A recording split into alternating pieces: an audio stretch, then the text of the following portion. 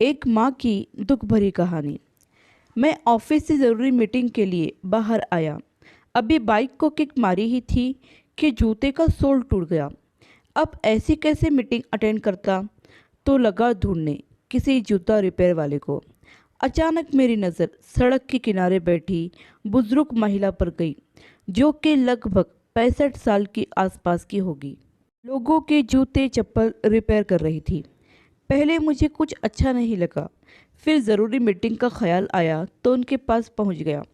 बातों बातों में मैंने पूछा, माँ जी, आप ऐसा काम क्यों करती हो? वो बोली, बेटा, सब कर्मों का फल है।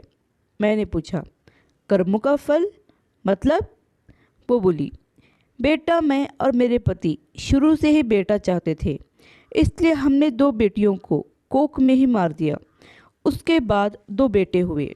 बड़ी उम्मीदों से उनकी परवरिश की, पढ़ाया लिखाया, उनकी हर छोटी बड़ी इच्छाओं को पूरा किया, धूमधाम से दोनों की शादी की। बस उसके बाद दोनों बदल गए।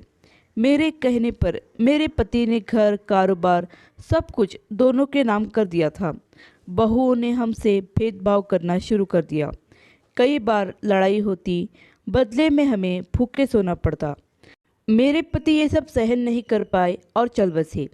बस बेटे बहुओं ने बार बार किसी न किसी तरह सताना जारी रखा और एक दिन घर से बाहर न जाने क्या क्या कहकर निकाल दिया। कई दिनों भूखे रहने पर एक भले आदमी ने मुझे यह मेहनत का काम सिखाया, क्योंकि मुझे भीख नहीं मांगनी थी। बस तब से ऐसा ही काम करके अपना पेट पाल रही हूँ। मैं स्तब्ध था, क्या कहूँ।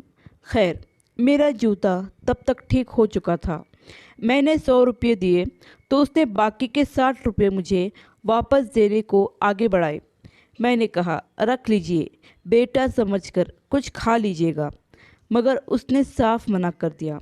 बोली, नहीं बेटा, बस अगर कुछ करने की इच्छा रखते हो तो इतना करना, अपने माता पिता को कभी दुखी नहीं करना और अपने आसपास भी किसी को भी यह अपराध मत करने देना। कौन जाने कब किसे कैसे ऊपर वाला उसके कर्मों का फल दे दे। आशा करती हूँ कि कहानी आपको पसंद आई होगी। चैनल पर नए हो तो चैनल को सब्सक्राइब ज़रूर कीजिए। आपको यह कहानी कैसी लगी हमें कमेंट करके ज़रूर बताइए। लाइक और शेयर करना तो बिल्कुल भी ना भूलिए। कहानी सुनने के लिए धन्यवाद।